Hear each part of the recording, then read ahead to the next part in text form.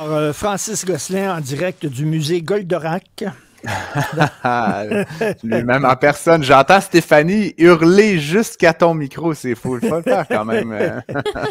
Écoute, Francis, régulièrement, P.O. Zappa, dans l'émission, se demande comment ça se fait qu'au Canada, on traîne de la patte comme ça concernant l'intelligence artificielle. Il y a plein de pays, dont le Luxembourg, maudit, le Luxembourg qui nous devance, puis nous autres, ben, on tarde à prendre le virage de l'intelligence artificielle.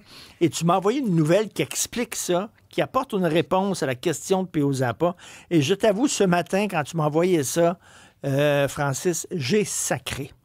Très fort, dans mon bureau. Explique-nous ça, c'est incroyable. Ben, écoute, je pense pas que cette nouvelle, à elle seule, explique le retard du Canada en matière d'intelligence artificielle, mais je voulais te rappeler qu'il y a quelques semaines, on a fait une chronique sur le livre Abundance de Ezra Klein et Derek Thompson, qui était, dans le fond, une critique de la gauche par la gauche. Hein. Puis dans ce livre-là, il y a une chose, moi, qui m'a frappé, c'est que parfois, on veut faire de belles choses, hein, qu'on soit de gauche ou de droite, on veut être bon dans le transport en commun, on veut avoir des meilleurs soins dans les hôpitaux, ou on veut, par exemple, être un leader mondial en intelligence artificielle. Et donc, ça, c'est l'objectif. Donc, si tu veux être le meilleur en intelligence artificielle, qu'est-ce qu'il faut que tu fasses? Il faut que tu attires les meilleurs en intelligence artificielle. Tu sais, c'est 1 plus 1 égale 2. Sauf que souvent, puis c'est ce que Ezra Klein et Derek Thompson reprochent beaucoup à l'administration Biden, par exemple, qui voulait ramener aux États-Unis la production de microprocesseurs, là, qui est tout à Taïwan, et il disait, ben, on va mettre des gros dollars, puis ça va venir en Ohio, puis en Arizona, puis tout ça. Sauf que, pour avoir l'argent pour faire des microprocesseurs en Ohio, il va falloir que tu embauches des minorités visibles, puis des femmes trans, puis des gens qui viennent d'ailleurs, puis des étrangers, puis des ceci, puis des cela, puis que tu aies un quota de femmes à la direction, puis toutes des belles choses. Je ne suis pas contre la vertu, mais si ton objectif, c'est d'attirer des entreprises de microprocesseurs en Ohio, ben fais ça, Simonac.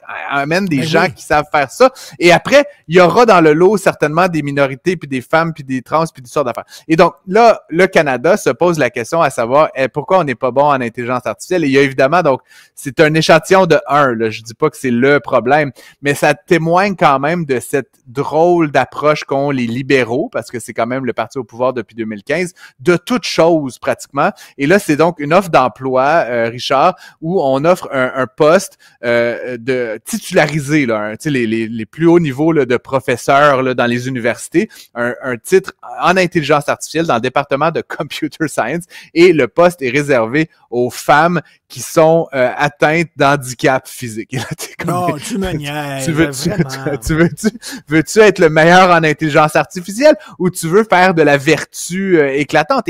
Et c'est toute la question, quand même, Richard, puis je veux pas, encore une fois, casser du sucre sur le dos des femmes handicapées, mais c'est toute la question, justement, de la discrimination positive, hein, dans les universités notamment. Il faut rappeler qu'aux États-Unis, la Cour suprême a interdit aux universités de pratiquer ça, notamment sur des biais-ratios. Pourquoi? Et c'est un juge noir, un juge de la Cour suprême noir qui a notamment signé la décision parce que toute leur vie, ces noirs là, qui évidemment en ont bénéficié. Là, puis je dis pas qu'il faut pas aider à normaliser les discriminations historiques, mais toute sa vie, ce juge-là a senti et s'est fait même dire en catimini qu'il était là parce qu'il était noir. C'est-à-dire, sous-entendu, qu'il ne méritait pas pleinement sa position.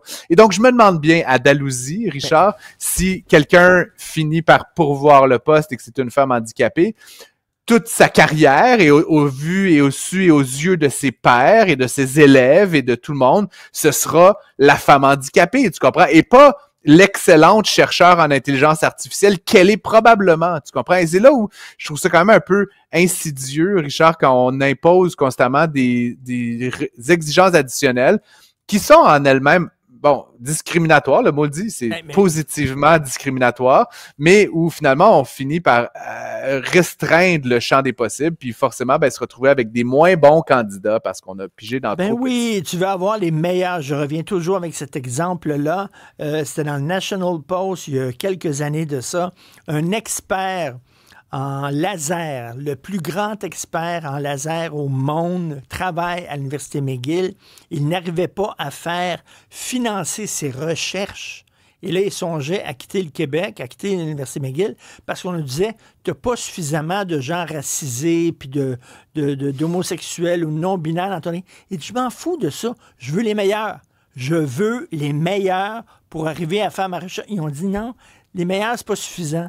Faut que tu aies un ci, puis un ça, puis un ça. C'est complètement débile, là. Oui, effectivement. Puis comme je réitère, tu sais, les États-Unis sont peut-être pas sur une voie que le Canada veut ou devrait suivre, mais néanmoins, c'est quand même une décision de la Cour suprême basée sur la Constitution américaine, qui est quand même un document solide et où on est arrivé à la conclusion que tout ça n'était...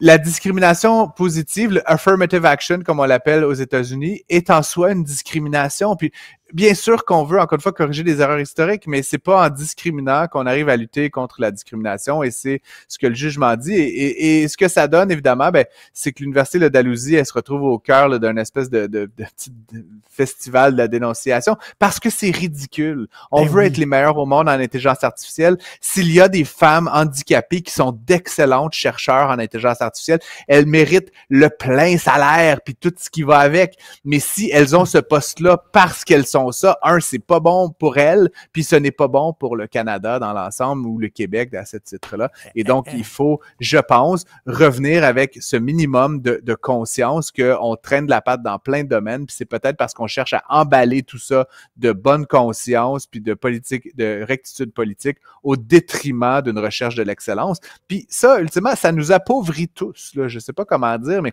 d'avoir constamment des gens sous-optimaux pour remplir des critères autres que ceux de l'excellence, ça fait qu'on est un pays moins riche qu'on le serait autrement. Puis c'est l'économiste qui parle, quand même.